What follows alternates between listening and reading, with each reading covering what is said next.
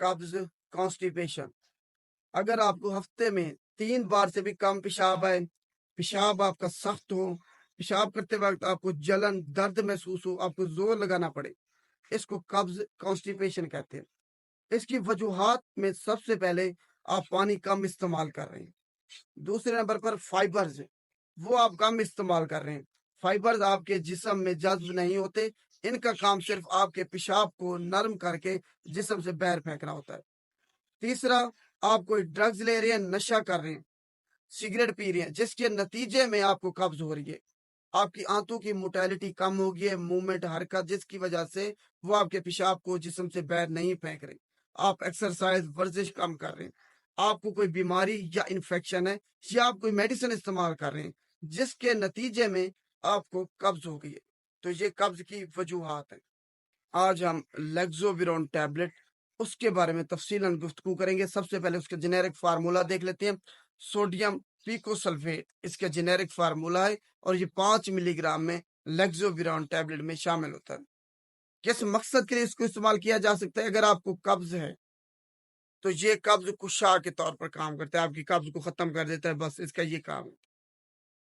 سب سے پہلے آپ کا یہ جاننا ضروری ہے کہ قبض کیا ہے. اگر آپ کو ہفتے میں 3 دن سے بھی کم پیشاب آئے، 3 بار سے بھی کم پیشاب آئے، پیشاب کرتے وقت آپ کو جلن محسوس ہو، زور لگانا پڑے، آپ کا پیشاب خشک ہو، تو اس کو ہم قبض کہتے ہیں، کانسٹیپیشن کہتے ہیں. وجوہات کیا ہے اس کی، یہ جاننا آپ کے لیے ضروری ہے کہ قبض کس وجہ سے ہو رہی ہے. وجوہات جانے بنا آپ اس کا علاج نہیں کر سکتے، کیونکہ ساری بیماریوں کی جڑ قبض ہے، کانسٹیپیشن ہے. تو وجوہات جاننے میں سب سے پہلے وجوہات اس کی ہو سکتی ہیں کہ آپ پانی کم استعمال کر رہے ہیں. پانی آپ کم استعمال کر رہے ہیں. فائبرز جو کہ سبزیوں اور پھلوں میں ہوتے ہیں زیادہ تر، وہ آپ کم استعمال کر رہے ہیں، جس کی وجہ سے آپ کا پیشاب سخت ہو رہا ہے. ایکسرسائز آپ کوئی نہیں کر رہے، جسمانی ورزش کوئی آپ نہیں کر رہے، نشہ آپ کرتے ہیں، سگریٹ پیتے ہیں، ویلو استعمال کرتے ہیں، یا کوئی اور نشہ کرتے ہیں، جس کے نتیجے میں آپ کی آنتوں کی جو موٹیلٹی ہے، موومنٹ ہے، حرکت ہے، وہ کم ہو گئی ہے. آپ کو کوئی بیماری یا انفیکشن ہے، یا کوئی آپ نے میڈیسن استعمال کی ہے جس کے نتیجے میں آپ کو قبض ہو گئی ہے. یہ ساری وجوہات ہیں قبض کی. اس کو ٹھیک کر لیں، قبض آپ کی ختم ہو جائے گی. تو اب اس کی ڈوز کے بارے میں بات کرتے ہیں. آخر اس کو کتنی مقدار میں استعمال کرنا ہے لیگزوویرون ٹیبلٹ کو؟ بالغ افراد 1 سے 2 ٹیبلٹ اس کی استعمال کر سکتے ہیں، دن میں صرف 1 مرتبہ، رات کو استعمال کر لیں.